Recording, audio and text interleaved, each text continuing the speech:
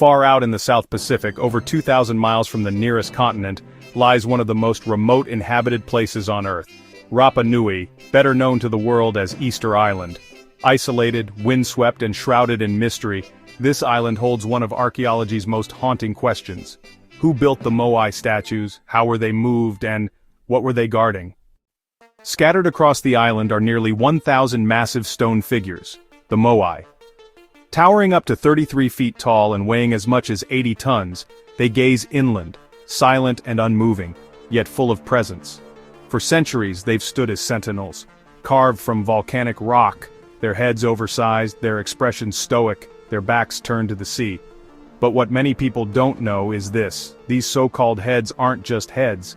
In the mid-20th century, archaeologists discovered that most of these statues actually have full bodies buried beneath the earth.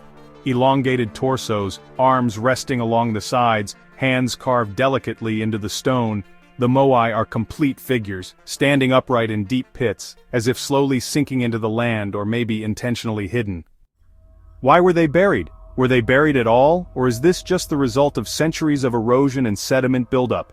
And most importantly, how did a small, isolated population, without metal tools or beasts of burden, manage to carve and transport these gigantic statues over rough terrain and long distances? The Rapa Nui people, the island's indigenous inhabitants, tell stories of ancestral power, of spirits and mana, the spiritual force they believed animated the Moai. According to oral tradition, the statues walked, yes walked, across the island to their final resting places. For years, scholars dismissed this as legend, but, recent experiments by archaeologists have reopened the debate. Back in 2012, a team of researchers led by Terry Hunt and Carl Lipo put a fascinating idea to the test. They wondered if the Moai could have actually been walked upright, using ropes and a group of people to rock the statue from side to side, sort of like moving a refrigerator while it's still standing. The results honestly were astonishing. With just a small group and some rope, their replica statue managed to move forward, upright, swaying gently from side to side, almost as if it had come to life. So could this be the explanation behind the ancient legend? But, others have their own theories. Some folks suggest that the Moai were actually transported horizontally, lying flat on wooden sledges and dragged over logs all the way across the island. But here's where things get tricky. Easter Island used to be covered in dense forests, but now it's almost completely barren. Many people believe that the deforestation was caused by the process of moving the Moai, cutting down countless trees for sledges, which eventually led to ecological collapse and social unrest. So, could the islanders' obsession with building these statues have led to the downfall of their entire civilization? And then of course there's the big mystery: why were the Moai built in the first place? Who were these statues supposed to be? What did they actually represent? Most scholars nowadays believe that the statues were meant to be representations of important ancestors, tribal leaders, or maybe even spiritual guardians. Their placement, facing inland toward the villages, suggests protection, watching over their descendants. But there's more. On some statues you'll find symbols, petroglyphs, etched into their backs, circular designs, birds, and geometric forms whose meanings remain largely unknown. Some researchers believe these markings are tied to the island's once thriving writing system known as Rongorongo, a mysterious set of glyphs found on wooden tablets that has never been fully deciphered. If cracked, it could unlock the history of the island and the true purpose behind the Moai.